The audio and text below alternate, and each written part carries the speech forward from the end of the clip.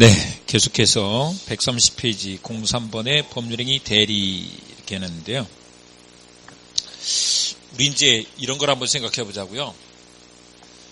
요즘 누가 제일 탤런트 중에, 배우 중에 누가 제일 멋있어요?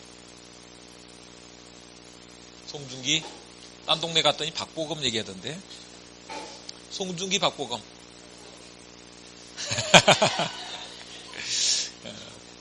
송중기도 뭐 멋있고 박보검도 멋있고 어쨌거나 송중기, 박보검이 송박이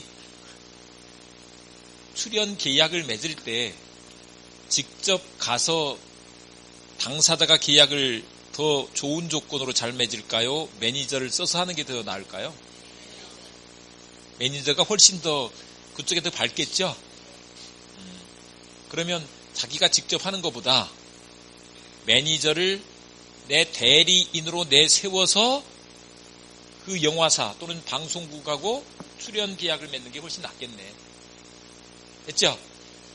또 이런 거, 우리 집 애가 통장을 하나 만들려고 하는데 할아버지 할머니한테 용돈 받은 거 그냥 갖고 있으면 다 또 써버리고 엄마가 뺏어 쓰고, 그래서 엄마 입장에서 내가 안 뺏어 쓰려고 통장을 하나 만들려고 그래. 근데 애가 가면 통장을 만들어줘야 안 만들어줘요? 누가 가야 돼? 에? 엄마가 가야지. 아빠가 가, 엄마가 가. 그래서 엄마나 아빠가 얘가 내 새끼다 하는 증명서를 가지고 가서 이 계약을 하는 거예요. 그 통장 만드는 것도 계약이잖아요. 그죠? 계약을 맺는 거야. 근데 이제 거기서 출연 계약을 맺으면 매니저가 출연하는 거요? 박보검이 출연하는 거예요. 박보검하고 그 영화사하고 계약을 맺은 거야. 그렇죠? 또 통장을 만들었는데 엄마 통장이에요? 애기 통장이야? 애기 통장이잖아요. 애기하고 그 은행하고 예금 계약이 맺어진 거야. 아셨죠? 이런 게 대리라고. 아셨죠? 그래서 보면 원래 우리 병하고 이렇게 계약을 맺으면 원래 계약 맺은 사람끼리, 도장 찍은 사람끼리 효력이 생기겠죠? 맞죠? 근데 만약에 그 사람이 대리인으로서 계약을 맺으면 이렇게 이 사람이 지금 박보검, 우리 애, 아셨죠? 하고 효력이 생기는 거야. 요렇게. 박보검, 우리 애, 얘를 뭐라고 하느냐? 본인이라고 해요. 그리고 매니저, 엄마 아빠, 이 사람을 대리인이라고 하고, 이 사람이 대리권을 가지고 계약을 맺은 거야.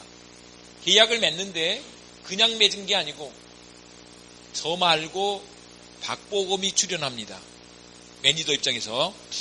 네, 그렇게 말은 안 하지만 이미 박보검 매니저면 박보검하고 지금 출연 계약을 맺는구나. 다 알고 있어. 어쨌거나 그걸 전제로 계약을 맺고, 엄마 아빠도 내가 아니라 우리 애 통장 만드는 거거든요. 얘기하고 만든단 말이에요. 맞죠? 그걸 그렇게 하는 것을 특히 대리행위다 이렇게 말한다.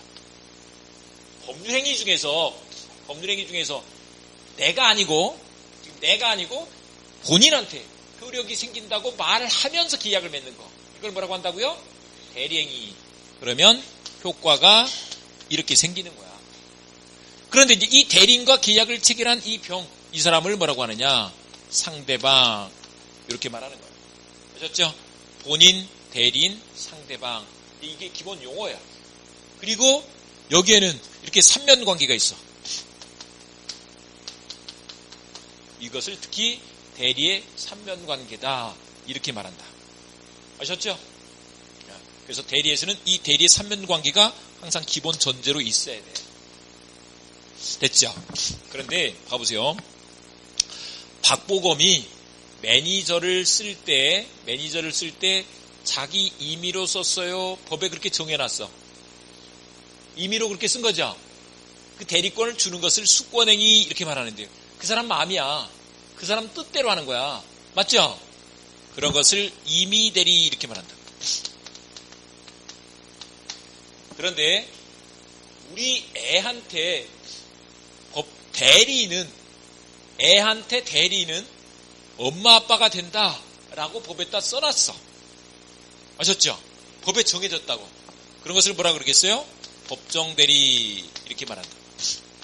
법정대리는 아예 법에다가 미성년자인 자녀에 대해서는 부모가 친권자가 되고 친권자가 법정대리인이 된다고 써놨다. 법에 정해놨어. 그래서 그것을 법정대리다 이렇게 말한다. 아셨죠? 네, 이렇게 보시면 되겠고, 그 다음에 이제 여기서 봐보세요. 을이 병하고 계약을 체결할 때 가서 말을 하겠죠. 조건을 제시하고 막 협상을 할 거 아니에요. 말을 할 거 아니에요.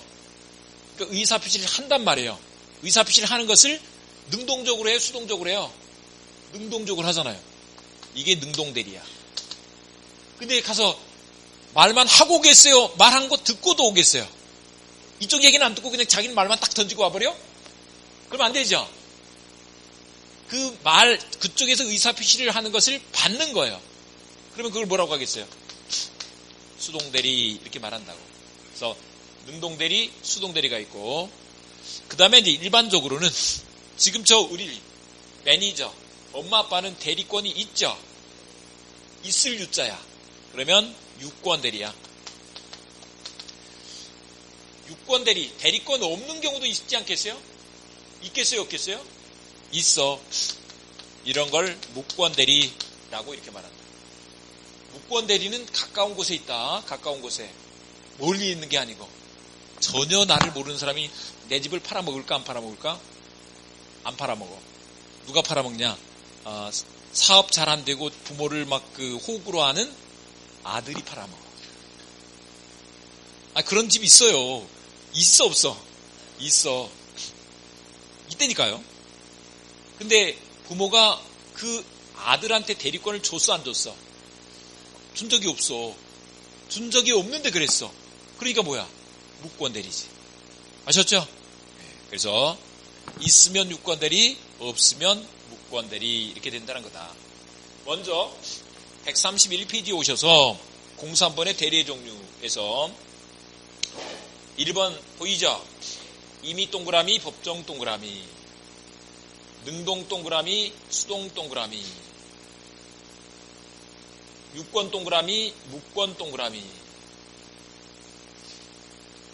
131페이지 오른쪽 페이지, 잘 모르는 분도 계시니까 오른쪽 페이지 03번의 대리의 종류 보이죠? 임의대리, 법정대리, 능동대리, 수동대리, 유권대리, 무권대리 이렇게 된다고. 그 다음에 이제 차례대로 대리권에서부터 공부를 하는 거예요. 우리 이제 혹시 여러분들 살면서 권리 얘기는 많이 들어봤죠? 권한 얘기도 들어봤나요? 권리하고 권한이 같을까요? 다를까요? 다르겠어요? 같을까요? 다르겠지. 한자가 붙었고 하나는 니자가 붙었는데 뒤에 붙는 게 다르잖아요. 그죠? 권자는 똑같은 권자야. 한문으로도 똑같은 권자인데 권리는 리가 이익이잖아요. 돈이 되는 거야. 권한은 자격이야. 자격. 아셨죠? 그러면 그러니까 예를 들면 요즘은 좀 조심스럽긴 한데 대통령은 권한과 권리가 있어. 권리는 나라를 위해서 일을 하면 월급을 받죠. 그건 권리야. 근데 이제 대통령의 권한으로서 뭔가 일을 해. 만약에 미국하고 무슨 조약을 맺었어. 그러면 그 조약 맺은 게 대통령 개인에게 귀속되는 거예요? 우리나라에 귀속되는 거야. 그 우리나라에 귀속될 수 있도록 하는 자격. 이걸 뭐라고 한다고? 권한이라고 한다고. 아셨죠? 그러니까 봐보세요. 이 사람이 대리권을 가지고 이 계약을 맺었더니 이 사람 자기가 아니라 이 사람 본인한테 효과가 미치는 거야. 대통령이 미국하고 계약을 맺었더니 조약을 맺었더니 우리나라에 효과가 미쳐. 개인에게가 아니라. 아셨죠? 그러면 이건 대리 권한이에요? 대리 권리예요? 권한 이렇게 한다는 것입니다.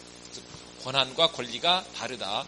권리는 간단히 말하면 이익을 얻는 거고 권한은 자격이다.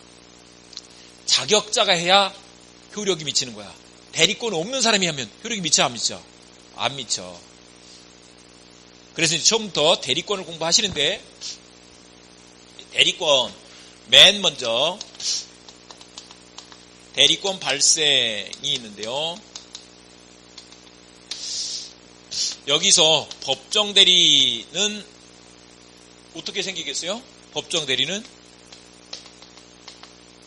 법에 정해진 거지. 법률 규정에 의해서 생기는 거야. 법률 규정에 의해서. 아셨죠? 네. 그런데 이제 임의 대리권, 이건 어떻게 생기겠어요?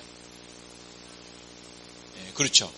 본인이 대리인한테 대리권을 주면, 임의로 주면 생기겠죠. 근데 이렇게 말하고 있으면 너무 길잖아요. 한마디로 용어를 만들어야 되겠죠. 그걸 뭐라고 하느냐? 수권행위라고 이렇게 말한다. 이 숫자가 줄 숫자야. 그리고 대리권에서 권이고. 아셨죠? 대리권을 주는 행위. 우리 민법에서 공부하는 행위는 법률행위, 범죄행위. 그러니까 이것도 법률행위야. 대리권 주는 것 자체도 법률행위야. 아셨죠? 자기 의사를 봐보세요. 본인이 야 내가 쟤한테 대리권 줘야지 의사 결정하고 표시했죠. 그러니까 법률행위 맞네. 그랬더니 그 사람한테 대리권이 생겼어. 그 매니저한테 대리권이 생겼다고. 했죠? 네, 이렇게 되는 것이다. 그래서 이거를 교재로 한번 보시면 131페이지 1번에 1번 법정 대리권의 발생 원인에는 법률 규정, 법률 동그라미. 그 다음에 2번에 임의 대리권에서는 수권행위라고 한다. 수권행위 동그라미. 아셨죠? 자, 법률 규정에 의해서 생기고 수권행위에 의해서 생기는 거야. 그 다음에 2번에 대리권의 범위가 나와 있는데 이 대리권 범위, 대리권의 범위, 법정 대리권은 법에다 정해놨을 거예요. 근데 이거는 부동산에 오는 사람들은 이건 문제가 안 돼. 그래서 시험 문제에 안 나와. 우리 시험 범위가 아니야. 그래서 이제 임의 대리권이 문제가 되는데 임의 대리권은 어떻게 될까요? 어떻게 될까? 결국 본인이 대리인한테 어떤 대리권을 줬을까? 이게 중요한 거 아니에요. 땅 팔아달라고 그래서 땅 파는 대리권이 있는 거고 아까 박보검 대리인 같은 경우는 어떤 대리권을 가지고 있을까요? 그렇죠. 출연 계약을 맺는 대리권을 줬겠지. 거기다가 시장도 좀 봐달라고 할 수도 있어. 그러면 그 대리권도 준 거죠. 그거 준 거야, 안 준 거야? 준 거지. 그런 것까지 주는 거라고. 근데 결국은 수권행위가 어떤 거였느냐? 요게 중요한 거죠. 근데 이제 문제는 이게 분명하지 않을 때가 문제가 돼요. 그거를 한 장 넘겨서 132페이지 임의 대리권의 범위에서 2번 동그라미 2번 보이죠? 권한을 정하지 않은 경우가 보이는데 118조에서 권한을 정하지 않은 대리는 다음 각호의 행위만을 할 수 있다 라고 해놨죠. 참 거기서 한 가지 나오네. 각호 이렇게 하는데 봐보세요. 우리 이렇게 동그라미를 붙여놨어. 이러면 조문 안에서 제1항 제2항 1항 2항 이렇게 읽어요. 근데 그 각호 밑에 봤더니 아라비아 숫자로 1, 2 이렇게 써놨죠. 요거는 제1호 제2호 이렇게 읽어. 각호 아셨죠? 둘 다 각호. 용어는 알아야죠. 용어는 각호의 행위만 할 수 있다. 됐죠? 그리고 이제 각호를 한번 읽어보자. 같이 1호에서부터 시작.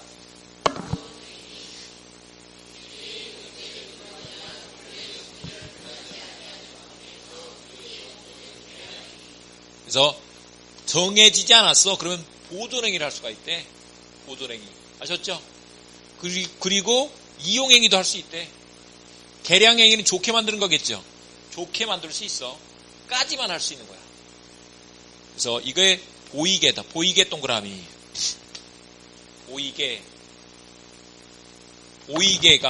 보이게만 할 수 있다. 일단 여기까지 받으십니다. 보이가 개가 된 거는 이 보이가 손자야. 할머니가 내 강아지 하다가 보이 개가 된 거다. 아셨죠? 보이게 이렇게 해도 되지만 좀 더 재밌게 하려고. 손자가 뭐라고요? 강아지인데 잘못하다가 개 뭐가 될 수가 있어. 보이게 이렇게 하신다. 안 잊어버리겠죠? 그 다음에 이제 나와 있는 것이 대리권 행사와 제한이 나와 있는데요. 세 번째가 대리권 제한의 문제가 있어요.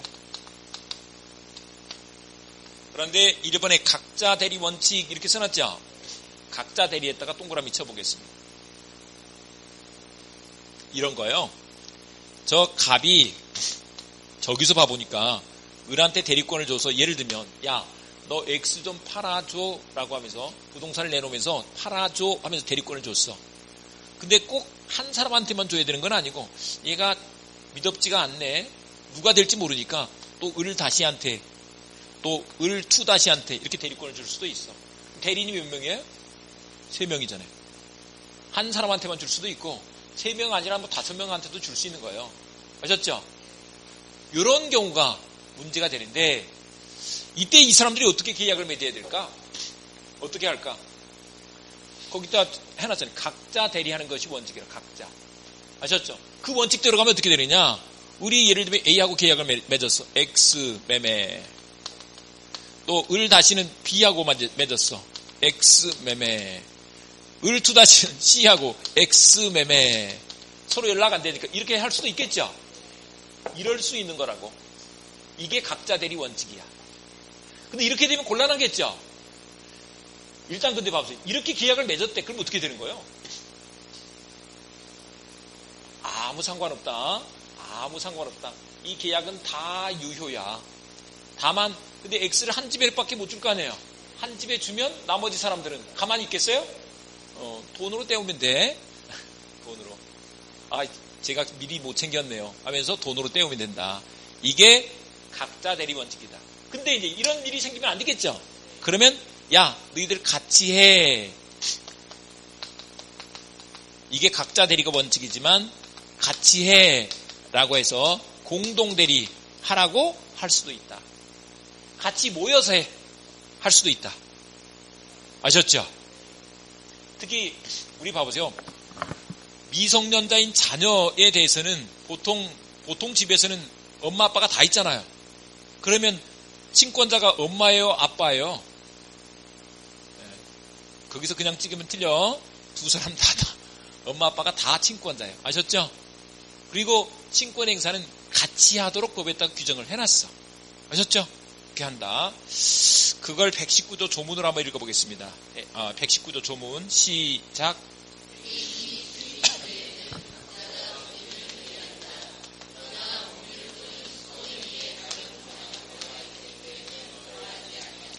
거기 수인 이 말은 여럿 이런 뜻이에요. 대리인이 여러 명 있을 때 여러 명 있을 때 어떻게 한다고요? 각자 대리가 원칙이다 이 말이에요. 그 다음에 이제 2번에 자기계약 쌍방대리 금지가 있죠. 자 동그라미 쌍 동그라미 금지 동그라미 이렇게 한번 해보자고요. 일단 먼저 이제 저 봐보세요. 본인 갑을 대리인을 상대방 병이 있는 구조가 기본적으로 대리 구조인데 여기서 봐보세요. 갑이 병하고 계약을 체결하는 거예요. 갑이 병하고 X 계약을 체결하는데 갑이 을을 내세워서 을이 갑을 대리해서 계약을 체결하면 이렇게 될 거 아니에요. 그런데 갑이 을하고 계약을 체결하는 거야. 그래서 이 또 갑을 을이 대리해서 대리인 을이 자기하고 계약을 체결하는 거야. 자기 계약. 이러면 어떤 일이 생길까요? 이 본인한테 좋을까 안 좋을까? 안 좋겠죠? 그래서 본인의 이익이 침해되는 문제가 생겨. 이해 충돌 문제가 생길 때는 사람이 팔이 안으로 굽는데 자기 각오는 말할 필요도 없는 거지. 그러니까 이런 거 하지 마. 이 말인 거다. 자기 계약 할 수 있어 없어? 없어. 또 한 가지 보자고요. 갑하고 병하고 계약을 맺은 거 맞아요. X 계약. 그게 맞는데 갑을 을이 대리하고 병도 을이 대리한데 요걸 뭐라고 한다? 쌍방 대리. 쌍방을 한 사람이 대리해서 결국 혼자 계약을 체결하는 거야. 이런 건 되겠어요? 안 되겠어요? 여기에 불만 있는 사람이 있을까 없을까? 꼭 불만 있는 사람이 있어. 아, 왜 그래? 이 사람이나 이 사람이 불만이 있겠죠? 누군지는 모르지. 그래서 이런 것은 하지 마. 이렇게 해놓은 거다. 쌍방 대리도 금지해놨다. 좀 더 이해하기 쉽게 이런 거 한번 해보자고. 그러면 바꿔서 갑이 큰 애, 병이 작은 애. 근데 할아버지가 얘 장손이라고, 또 남자야. 다이렉트로, 할머니인가? 다이렉트로 부동산을 주고 많이 줬어. 엄마가 봤더니 얘는 부자인데 얘는 아무것도 없죠. 그래서 엄마가 야, 동생한테 좀 줘라 라고 마음을 먹고 혼자 계약서를 써서 큰애 걸 작은 애한테 주는 거야. 좀 주는 거야. 너무 위에 있고 좋지 않아요? 이런 걸 할 수 있을까 없을까? 엄마가. 내가 엄마이기 때문에 지금 저런, 우리 애, 또 작은 애가 이뻐, 큰 애가 이뻐. 똑같이 이쁘죠? 근데 이러면 안 된다고. 나중에 큰 애가 뭐라 그래? 우리 엄마 왜 그랬을까? 이 생각을 해야 하네. 그러니까 그런 거 하면 안 돼. 이런 사건들도 있어요. 갑자기 애 아빠가 아직 애들 어린데 교통사고로 죽어버렸어. 근데 이제 그 재산을 남겨놓고 죽었죠. 그래서 그 엄마가 이건 큰애 거, 요건 작은 애 거, 나는 여기 조그만 거, 아니면 또 큰 걸 하더라도 이렇게 나눴어. 아직 애들 어릴 때. 이런 건 하면 되는 거야, 안 되는 거야? 그러면 불만이 생겨, 안 생겨? 안 생기게 뭐가 안 생겨? 생긴다니까. 생겨. 제가 그런 얘기를 많이 들었어요, 진짜. 이때니까 법에서 하지 말라고 한다. 아셨죠? 그건 특별히, 사실 여기에 규정을 하고 있지만 그건 특별히 가족법에 가면 또 규정을 해놨어. 그럴까봐 못하게 해놨어. 아셨죠? 꼭 나누고 싶으면 나중에 애들 다 큰 뒤에 나누거나 아니면 다른 사람 세워서 나눠야 돼. 엄마가 혼자 그렇게 하면 안 돼. 엄마가 공평하다 안 공평하다? 공평하지 않아. 물론 다른 집 애하고 우리 애하고 하면 우리 애 편이지만 애들 둘 중에서는 또 편이 조금 나눠질 수 있다니까요. 그러면 안 돼. 안 된다고. 아셨죠? 그거 다 외우라는 건 아니고요. 혹시 또 이런 건 어떨까요? 그러면 내가 은행에서 대출을 받아. 근데 이 큰애가 지금 재산이 많죠? 아니 할아버지한테 받아가지고 재산이 많다니까? 그래서 은행에서 당신 아들을 보증인으로 세우라고. 그래서 엄마가 내 대출 받으면서 우리 아들 대리해서 내가 보증인으로 세운 거예요. 그래서 은행하고 우리 아들 보증계약을 엄마가 맺은 거야. 이런 거 하면 되겠어요, 안 되겠어요? 계속 쭉 보니까 지금 안 되는 거 얘기하고 있죠? 안 돼. 그 정도로 본인한테 손해가 가는 일이 생길 수 있기 때문에 못하게 막아놓은 거라고. 그러겠죠? 그것을 124조에다 써놨다. 124조 조문을 한번 읽어보자고요. 124조 조문 시작.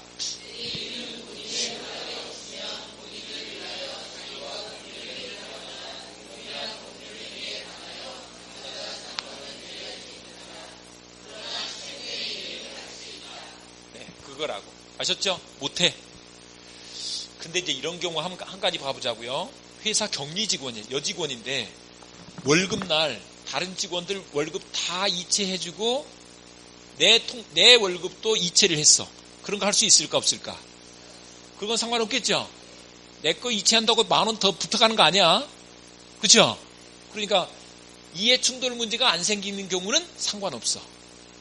이해충돌 될 때만 못하게 하는 거야. 아셨죠? 네, 이렇게 된다. 그 다음에 이제 그 밑에 대리권 남용이라고 나와있죠? 대리권 남용은 한번 봐보세요. 대리권 남용은 대리권이 있다는 거예요, 없다는 거예요? 있는 거죠? 있는데 뭐 한 거야? 남용한 거야. 이게 대리권 남용이다. 요즘 뭐 시사적으로도 많이 문제되니까 뭐 할 수 있는 권한이 있어. 근데 그걸 남용해서 공무원이 뭘 했어. 그런 걸 뭐라고 한다고요? 직권 남용이라고 한다고. 그런 권한이 있어.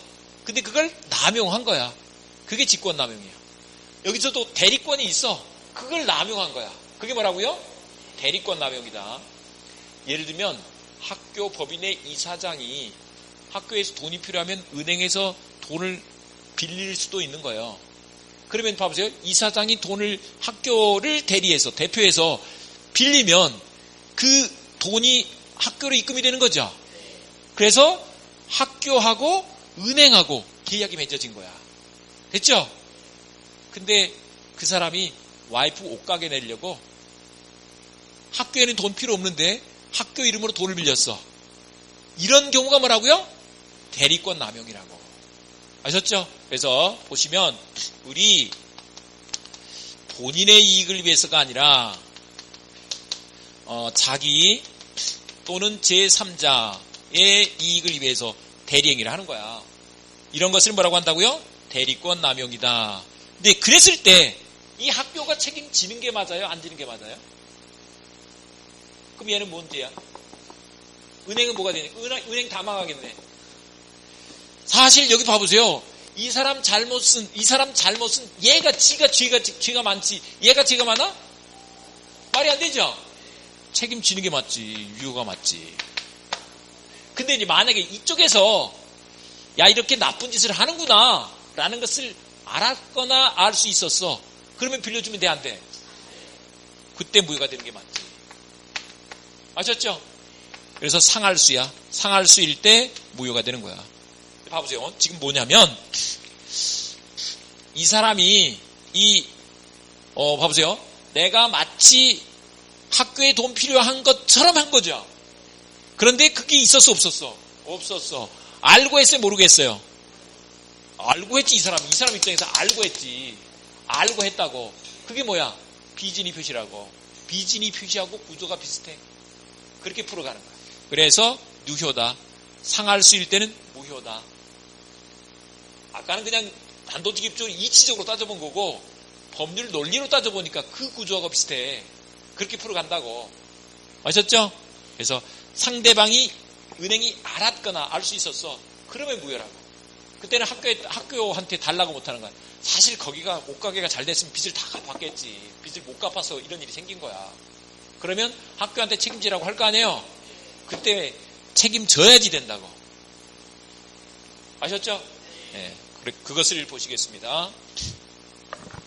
132페이지 맨 밑에 보시면 대리권 남용에서 자기 또는 제3자의 이익을 위해서 자기 또는 제3자의 이익 동그라미 이렇게 하는 것이 대리권 남용이다. 2번의 기억번에 다음 페이지 효과 본인에게 효과가 기속된다. 보이죠? 본인 동그라미 효과 동그라미 효과가 기속되는 것이 곧 유효 이 말이에요. 효과 있다 이런 얘기거든요. 뭐라고요? 유효라고. 유효. 그런데 니은번 예외 두 번째 줄 상할수 동그라미 무효 동그라미 이제 상할수가 보이죠? 네, 상할수 동그라미 무효 동그라미 재밌는 사건으로 나중에 이제 이해하는 데 도움이 되니까 이거 한번 봐보세요. 옛날에 상업은행 서울의 명륜동 지점 상업은행이 지금 우리은행으로 됐죠. 상업은행 명륜동 지점에 지점장한테 돈을 예금을 갖다 맡겼더니 그 지점장이 돈을 은행에다가 입금한 게 아니고 명성콘도라고 있었어. 예전에 명성콘도 사업자금으로 대준 거예요. 예금을 받아서 은행에다가 안 집어넣고 딴 데에다가 돈을 대준 거라니까. 사업자금으로 명성콘도라고. 근데 거기가 사업이 잘 됐으면 계속 아무 문제가 없었겠죠. 망했네. 부도가 났네. 그랬더니 그 예금한 사람들이 상업은행에 쫓아가가지고 내 돈 내놔 이렇게 했단 말이에요. 이랬을 때 그 은행에서 돈을 내줘야 될까 안 내줘도 될까 이게 문제된 거죠. 봐보세요. 일단 그 지점장은 은행을 대리해서 예금을 받을 수 있는 권한이 있는 사람이죠. 근데 그 은행을 위해서가 아니라 명성콘도라는 제3자의 이익을 위해서 한 거잖아요. 이게 대리권 남용이라고. 그때 은행이 돈을 내줘야 돼? 안 내줘도 되는 거야. 원칙대로 가면 그렇죠. 근데 그 사건들은 봤더니 그랬더라고요. 아니 은행에서 예금을 받으면 통장을 만들어가지고 이렇게 해주는데 통장이 뭐야? 우리 기계에 넣으면 찌직찌직 거리면서 써주죠? 찌직찌직. 됐죠? 근데 그때 거기는 수기식으로 해줬대. 얼마? 치부책 마치 적는 것처럼 얼마? 거기에다가 이자율도 일반 이자율보다 훨씬 더 비싸게 줬대. 그러면 좀 냄새가 나요, 안 나요? 냄새가 나는데도 그게 좋으니까 그냥 그렇게 했어. 그건 지금 이 사람들이 예금자야. 죄가 있어, 없어? 있는 거지. 달라고 할 수 있다, 없다? 없다. 이렇게 된 거다. 그런 사건이 있었다. 그 다음에 133페이지 오셔서 133페이지 그 밑에 용어 정리 보이시는데 거기에 기초적 내부관계 동그라미, 위임 동그라미 이렇게 해보겠습니다. 여기서 보시면 아버지요, 갑이 을한테 대리권을 주는 것을 뭐라고 한다고요? 수권행위 이렇게 한다고 했었죠. 본인이 박보검이 매니저한테 이 대리권을 주는 것을 뭐라고 한다고요? 수권행위. 수권행위를 하는데 사실 그것만 있는 게 아니고 야, 너 내 일 뭐 처리해줘 라고 하면서 일을 맡겨. 그런 걸 일반적으로 뭐라고 하느냐? 위임이라고 한다고. 일을 맡기면서 수권행위를 한다고. 근데 이 위임 이것을 뭐라고 한다고? 기초적 내부관계 내지는 원인된 법률관계 이렇게 말하는 거예요. 그런데 얘 둘이는 완전히 구별되는 거야. 다른 거라고. 그래서 이런 것을 구별된다는 측면에서 수권행위의 독자성이라고도 이렇게 말을 하는데 구별되는 개념이다. 시험 문제하고 상관없이 이렇게 한번 봐두시면 돼요. 근데 이거 주면서 이렇게 하는 거니까 같은 것 같기도 한데 근데 이걸 이해해보면 좀 쉬워요. 이게 갑이 마트예요. 마트에서 물건을 팔려면 물건을 떼와야 될 거 아니에요. 예를 들면 고랭지 배추를 사다가 팔려고 그래. 그러면 고랭지 배추를 거기 대관령 가서 사와야 될 거 아니에요. 사와야 되는데 그 마트 직원들이 다 쫓아가요? 구매 파트 담당들만 쫓아가? 그 담당자만 가죠? 그러면 그 대리권을 누구한테 줬겠어? 담당자한테만 줬겠죠. 그러니까 그 직원들이 다 대리권을 갖고 있는 게 아니고 그 사람한테만 준 거라니까? 그 팀에만? 그러니까 봐보세요. 여기에 기초적 내부관계로 뭐가 있어? 고용이 있어. 그 고용과 수권행위는 다른 거야. 이해되시죠? 그러니까 확실하게 이해가 되네. 그래서 구별된다. 독자적인 거다. 이렇게 받으시면 된다. 한 장 넘깁니다. 134페이지 01번에 대리행위의 성립요건으로서 현명 이렇게 해놨죠. 대리행위 동그라미, 현명 동그라미. 근데 그 현명이란 게 뭐냐? 114조 1항 한번 봐봅니다. 114조 1항 그것만 1항만 읽어보겠습니다. 시작.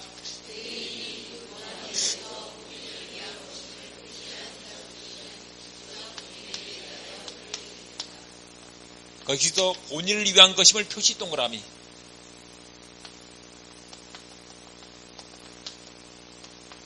뭐냐면 일반적으로 이런 거요. 을이 병한테 계약을 맺을 때 봐보세요. 갑이 을한테 위임장 같은 걸 써줬겠죠. 위임장을 보여주면서 계약을 맺는 거. 요게 대리행위라고. 그냥 하면 병 입장에서 아니 을하고 계약 체결하는 줄 알지 내 상대방이 갑이다 이런 걸 모를 거 아니에요. 그러니까 이게 지금 내가 아니라 이분한테 효력이 생긴다라고 말하면서 계약을 맺어야 그게 대리행위로서 될 거 아니냐고. 아셨죠? 그게 본인을 위한 것임을 표시하는 것이고 그것이 현명이다. 현명. 이런 걸 현명주의라고 한다. 근데 그 밑에 1번에 보면 현명해서 한문으로 써놨죠 또. 그 명자가 무슨 명자예요? 이름 명자. 그 다음에 현자가 있어. 이걸 다른 말로 뭐라고 하느냐? 본인의 이름으로 이렇게 한다는 거예요. 본인의 이름으로. 즉 현명이 처음에 볼 때 잘 이해가 안 돼. 그냥 이렇게 보시면 돼요. 여러분 현판 봤죠? 현판. 현판이 뭐예요? 그거야. 봐보세요. 판을 새겨가지고 무슨 위원회를 만들었어. 건물 앞에다가 무슨 위원회 이렇게 달아놨죠? 그러면 남들이 봤을 때 뭐예요? 이게 이 건물에 가면 무슨 위원회가 있구나 알 수 있게 되잖아요. 판을 내 걸어 놓은 거야. 아셨죠? 그러니까 현명은 뭐냐면 본인의 이름을 내 걸고 해야지.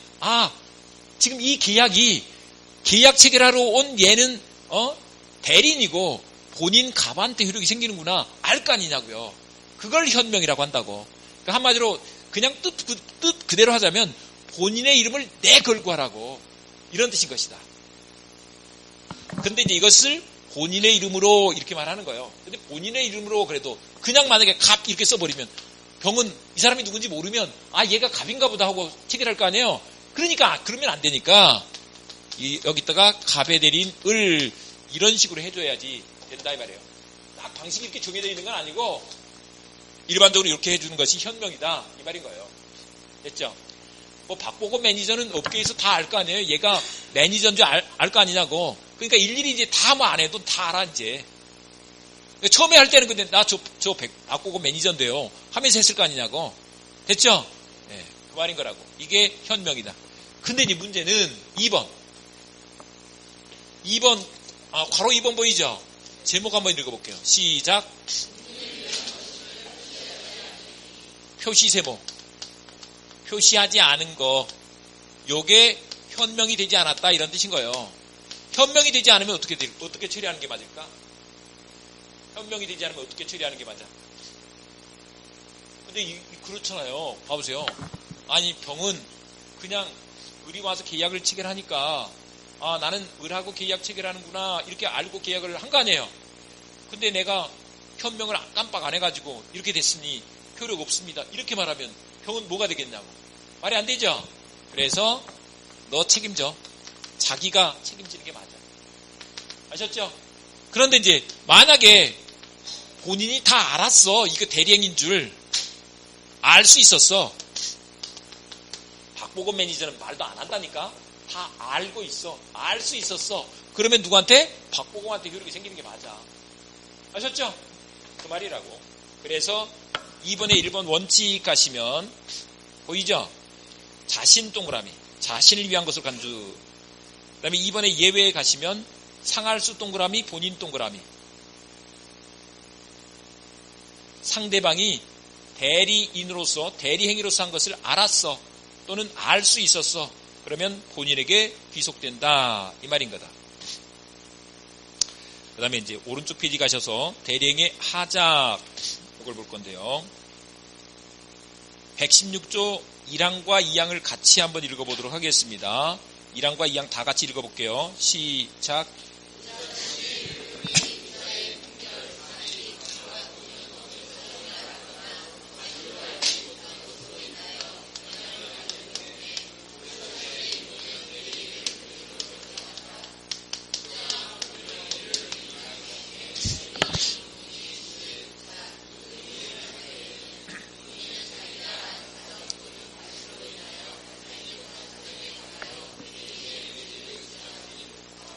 그래서 대리행위를 했는데 문제가 있었어. 하자가 생겼어. 그 하자가 있는지 없는지 누구를 기준으로, 누구를 표준으로 해서 따질 것인가, 이게 문제가 된 거예요. 그런데 대리행위를 하는 사람이 대리인이에요, 본인이에요? 행위를 한 사람이 누구냐고? 대리인이죠. 그래서 1항 끝에 마지막에 대리인 동그라미. 그래서 대리인을 표준으로 판단한다 이 말이에요.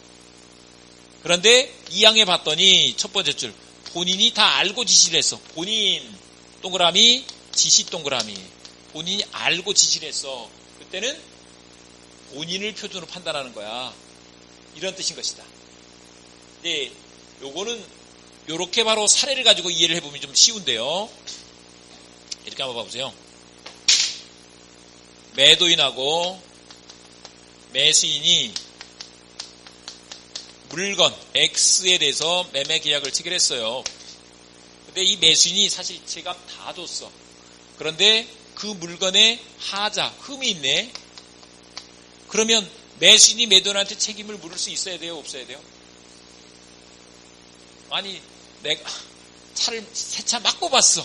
근데 오자마자 엔진이 말을 안 듣네? 그러면 컴플레인을 해야 돼? 그냥 넘어가야 돼? 내 팔자야 하면서 넘어가면 안 되죠? 그래서 매도인한테 책임을 지라고 할 수 있는 거예요. 그때 매도인이 지는 책임. 이것을 뭐라고 하자에 대해서 책임진다. 이렇게 해서 하자 담보 책임이다. 담보 책임 이렇게 말한다. 매도인이 지는 책임이다. 아셨죠? 근데 이 담보 책임을 물으려면 매수인이 선의이면서 무과실해야 돼. 이 하자가 있다는 것을 몰랐고 과실도 없었어야 돼. 모르는데 과실도 없었어야 돼. 그때 담보 책임을 물을 수 있는 거야. 아셨죠? 그런데 이런 경우 보자고요. 우리 이제 조금 더 참 알고 이제 시장을 볼 때도 봐보세요. 시장에 가서 물건을 샀는데 이렇게 그저 야채 종류나 과일 종류나 이런 것들 봐보면 진짜 꼼꼼히 안 따지고 그냥 사오면 위에는 번지르 했는데 밑에 그냥 다 삐쩍 말라있고 이런 것들 많이 있죠. 사실 엄밀하게는 내가 지갑 다 줬는데 그랬으면 책임 물을 수 있는 거예요, 없는 거예요? 있어, 이 말인 거라고. 근데 이제 내가 안 가고 도우미가 있어. 가사 도우미, 가정부가 있단 말이에요. 도우미가 있어. 그러면 거기 마트, 여기 지금 매도인이 마트예요. 근데 그 도우미가 가서 그걸 시장을 봤단 말이에요. 그 사람은 그때는 뭐로 간 거야? 이제 도우미가 아니라 대리인 자격으로 간 거죠. 대리인 자격으로 가서 물건을 샀는데 하자가 있어. 그러면 책임을 물을 수 있다고. 누가 선의무과실일 때? 그 도우미가 선의무과실일 때. 누구를 표준으로 한다고? 대리인이. 만약에 근데 그 사람이 다 알고 그렇게 샀어. 그러면 담보 책임을 묻지 못한다고. 아셨죠? 네. 물론 이제 잘리겠지. 잘리는 건 다른 문제고. 이 법률행위와 관련해서는. 그런데 이제 이런 경우가 있어요. 우리 봐보세요. 마트에서 물건 살 때도 조금 거의 이 야채라든지 이런 것들도 조금 이제 한 단계 넘어가서 못 팔려고 할 것들을 싸게 팔죠. 그 경우는 그걸 다 감안해서 싸게 해가지고 내가 지금 빨리 가서 이걸 국 끓여 먹는데 써야지 되는 거잖아요. 그래서 그랬는데 그걸 만약에 집에 들고 갔다가 다시 쫓아와가지고 책임지라고 이렇게 하면 돼, 안 돼? 안 되는 거잖아요. 알고 샀잖아요. 알고. 그럼 담보 책임을 묻지 못하는 거야. 그런데 그거를 주인이 시켰어. 주인이 야 거기 있잖아. 거기 가면 이게 알뜰매대 있잖아. 거기 가서 사와. 시켰단 말이에요. 근데 이 사람은 너무 착한가 봐. 막 조선족인지 이게 와가지고 우리 물정을 몰라. 그래서 아무 내용도 모른 채 그냥 가서 집어가지고 왔어. 그랬는데 대리인이 진짜 선의무과실이네? 그러니 주인이 그 물건 들고 가서 왜 이런 거 팔아가지고 지금 내가 이런 거 먹게 하냐고 가서 담보 책임을 물을 수 있는 거예요, 없는 거예요? 없다 그래야 되죠. 대리인이 몰랐다. 부지. 우리 2항에 보니까 부지를 주장하지 못한다 그랬죠? 대리인이 몰랐다고 그때 말하면 돼, 안 돼? 안 돼. 이런 뜻이라고. 자기가 시켰잖아요. 그래서 본인이 알고 지시했죠? 그때는 본인을 기준으로 하는 거야. 본인을 표준으로 하는 거야. 아셨죠? 완전 심이네. 그거예요. 더 깊은 것들은 나중에 볼 거고요. 그 다음에 03번에 대리인의 능력 그랬네요. 대리인의 능력 그랬는데 그때 능력은 행위 능력일까요? 의사 능력일까요? 아까 행위 능력이라 그랬죠? 행위 능력. 그리고 117조 조문을 읽어보도록 하겠습니다. 시작. 행위 능력자 세모. 행위 능력자임을 요하지 아니한다. 그렇게 해놨는데 그 말이 행위 능력자 아닌 사람을 써라 이 말이 아니고 행위 능력자 아닌 예를 들면 제한 능력자를 썼어도 나중에 이 대리 행위를 원래 제한 능력자는 법률 행위를 하면 취소할 수 있었죠. 취소하지 못한다 이런 뜻인 거다. 예를 들면 봐보세요. 박보검이 매니저를 이제 막 중학교 말고 고등학교 다니는 애를 뭐 17살짜리 18살짜리를 써서 매니저로 써서 출연 계약을 맺었어. 마음에 들면 그냥 받고 마음에 안 들면 가서 취소해버려. 이러면 되겠어 안 되겠어? 안 되겠죠? 아니면 그럼 이렇게 바꿔보자고요. 엄마가 애 시켜서 가서 저 시장에 가서 뭐 좀 사오라 그랬어. 공산품 같은 게 이제 그냥 뭐 똑같은데 그런 거 아니고 가서 좀 잘 사와. 시켰단 말이에요. 근데 마음에 들면 놔두고 마음에 안 들면 우리 애가 미성년자니까 나 취소할 거야. 이러면 되겠어 안 되겠어? 그런 뜻인 거다. 행위 능력자가 아니어도 취소 못한다 이런 뜻인 거다. 행위 능력자를 써라 이게 아니고 보통은 능력자가 하겠지. 근데 행위 능력자를 썼어도 자기가 썼잖아요. 그걸 가지고 누구한테 말을 해. 그런 뜻인 거다. 특히 임의대리에서 이런 것이 문제되는 거예요. 법정대리에서는 아예 제한 능력자는 못되게 해놨어. 그래서 임의대리에서 이런 것들이 문제된다. 그 다음에 이제 마지막 한 장 넘겨서 136페이지 제4절 복대리 이걸 보도록 하겠습니다. 복대리 이건 뭘까요? 복대리는 말이 좀 어렵죠? 안 들어본 거라서 이 복자가 이렇게 써요. 이 복자가 이렇게 쓰는데 요걸 이렇게 쓸 때는 부할 이렇게 읽어요. 복자야. 근데 이게 대리 앞에 붙을 때는 복자야. 거기 두 번째 뜻에 가서 보면 나중에 검색해서 두 번째 뜻에 보면 다시 자가 들어가 있어요. 다시 복자야. 어떤 의미냐면 보세요. 갑이 을한테 대리권을 줘서 아니면 갑이 본인이고 을이 대리인인데 그 사람이 병하고 계약을 체결했어. 그럼 이렇게 효력이 생겼잖아요. 그런데 이 대리인이 다시 대리인을 또 한 명 선임을 하는 거예요. 그래서 정 이렇게 선임을 했어. 그러면 이 사람을 뭐라고 한다? 복대리인 이렇게 말하고 이 사람이 만약에 무하고 거래를 했어. 이렇게 계약을 맺었어. 그러면 갑 본인한테 효력이 생기는 거야. 그래서 봐보세요. 을이 대리인을 선임했지만 이 사람이 본인 갑의 대리인이 되는 거예요. 본인 갑의 대리인이 되니까 본인과 상대방 사이에 효력이 생기는 거죠. 만약에 대리인의 대리인이라면 이렇게 생겼겠지. 이게 아니고 누구한테 생긴다고요? 본인한테. 그래서 대리인이 선임했지만 누구의 대리인이다? 본인의 대리인이다. 이런 사람을 복대리인이다. 이렇게 말한다. 대리인 여러 사람 선임할 수도 있죠. 근데 여기서는 이 사람을 선임했는데 이 사람을 선임했을 때 또 선임했을 때 이 사람을 복대리인 이렇게 말한다. 아셨죠? 네, 그렇게 되고 그런데 이제 이거 봐보자고요. 이 대리인은 임의 대리인일 수도 있고 법정 대리인일 수도 있어. 맞죠? 근데 이제 봐보세요. 임의 대리인은 이 대리인이 복대리인을 선임할 수 있는 권한을 복임권 이렇게 말해요. 복임권. 근데 이 복임권을 임의 대리인한테 인정을 해야 될까? 원칙적으로 하지 말아야 될까? 갑이 을한테 일을 시켰잖아요. 근데 그 사람이 자기 지위를 유지한 채 다른 사람한테 일을 시키는 거야. 그렇잖아요. 그러면 이런 걸 하면 돼, 안 돼? 그럴 거면 걔를 대리인으로 뽑지. 왜 얘를 대리인으로 세워? 아셨죠? 그러니까 안 되는 거지. 아셨죠? 그 말인 거야, 그 말. 그런데 봐보세요. 이 사람이 반드시 꼭 필요할 때가 있어.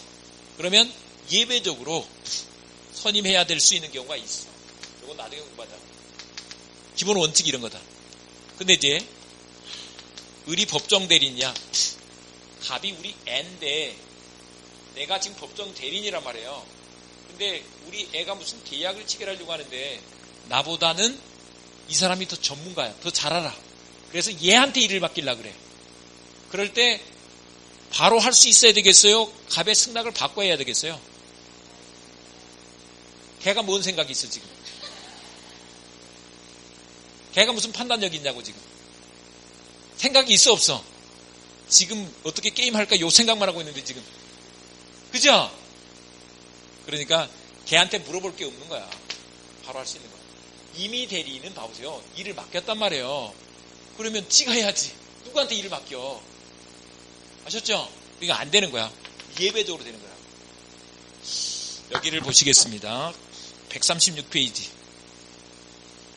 제4절 복대리에서 1번에 2번 그 동그라미 1번 보이죠? 복대리인은 본인의 대리인이다. 보이나요? 본인의 대리인 동그라미. 복대리인 누구 대리인이라고요?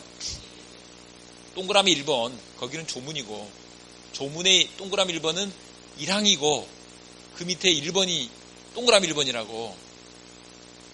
아셨죠? 본인의 대리인 앞에서 다 보인다. 그 다음에 2번에 임의 대리인의 복임권과 책임 보이죠? 120조 조문을 한번 볼게요. 120조 조문. 같이 한번 읽어볼까요? 시작.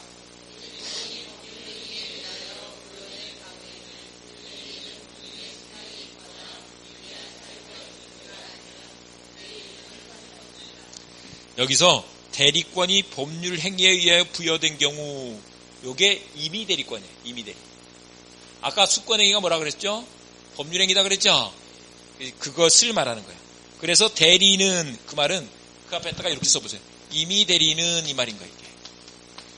간단히 줄이면 임의 대리는, 다시 한번 읽어볼게요. 거기서부터 시작.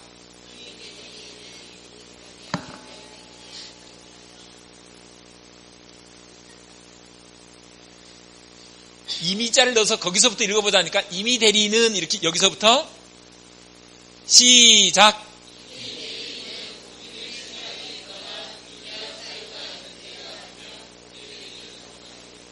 선임 세목. 그래서 임의 대리는 선임하지 못하는 게 기본 원칙이야. 근데 예외가 있을 수 있음을 써놨죠? 예외적으로 할 수 있어. 그건 나중에 보자고요. 그 다음에 이제 오른쪽으로 가서 3번에 법정 대리인의 복인권과 그 책임 나와 있죠? 122조 조문을 읽어볼게요. 시작.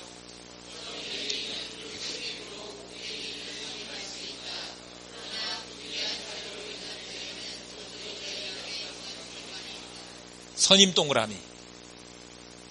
다른 제한 없이 선임할 수 있다고. 애한테 무슨 승낙받을 일이 아니라고. 아셨죠?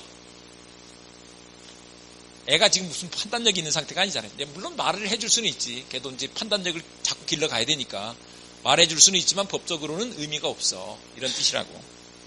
그래서 다르죠. 아까 임의 대리는 선임 세모인데 법정 대리는 선임 동그라미야. 조문 자체가 하지 못한다, 할 수 있다. 다르죠? 네, 이렇게 돼 있고.